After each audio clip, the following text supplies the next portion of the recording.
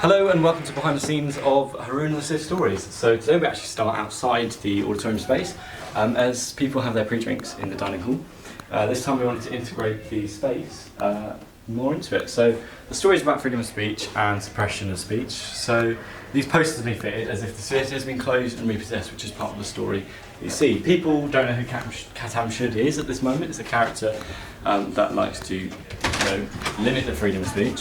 So and these posters, and the fun thing about these is that we have a team that are going to replace them one for one with these replicas at the interval, as if the protesters have come out and, given their opinion on being shut down and their freedom of speech.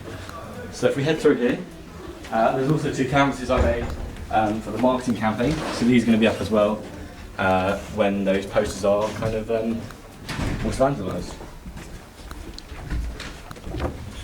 So, welcome to the main space. This is the space that we built and the set we built. Where do I start with it, really?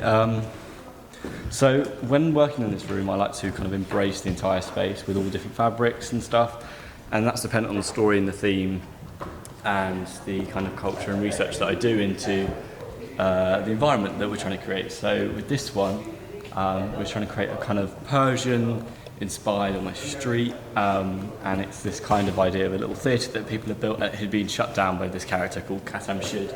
So when the play starts, this cart is actually covered in dust sheets. It says cancelled and closed on it. So this is Haroun's Stories, the kind of travelling storytellers. This is their show, and it's been shut down by order of Haroun, which is what those posters refer to when people walk in. This is all covered over with dust sheets, and it's closed up and it's not of use anymore, but they rip it off, and they rip off kind of the suppression that they have on them in the story. So as well, we have this clock. This clock is projection mapped, so it's got hands that are projected on it and they move, and there's a significance in stopping time during the show and then the time restarts. So that is really significant in the story. So yeah, we're excited to kind of present that visually through this way, and it gives us a nice backdrop to the show as well.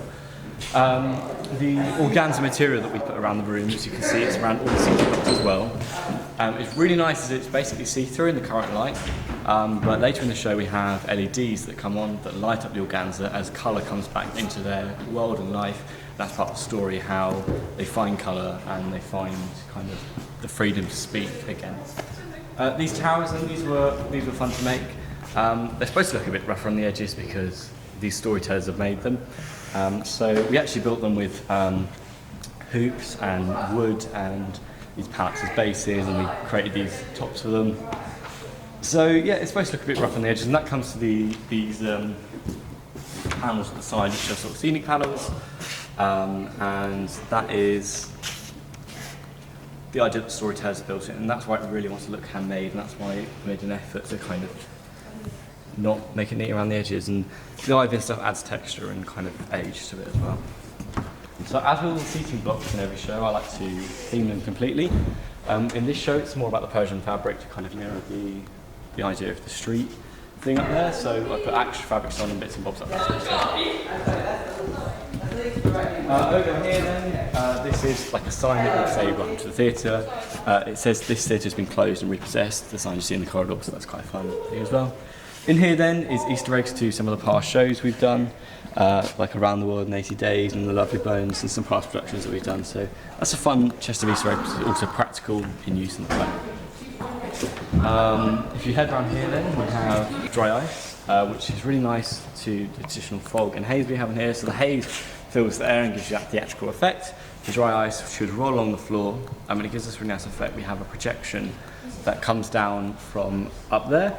And it gives us dynamic effects on the floor to kind of create movement and patterns, and then this should add to that effect as well. So that was something we brought. And around here we have two lights. This was a practical kind of creative challenge we had to overcome in terms of the light. We couldn't use main light while the projections are going on because that would kind of wash out projections with it not being a laser projector. So that was a challenge we overcome. This is our hazer, which automatically goes off and sort of tops up the room, as it were, to speak. So here's a look at one of our technical desks with smoke and haze and controls for the lights and stuff. But yeah, it's also going to have a monitor as well to view the show from. So up here then, this is part of the space. I really like to embrace the space. Hence we've kind of used the balcony and we've painted this up, and it's, you know, I painted this up and I put the fabrics up to kind of embrace the space and not make it feel like a void. But obviously behind here is clutter and almost technical stuff. Or just there. And as we head up here, this is where most of the kind of technical aspects are.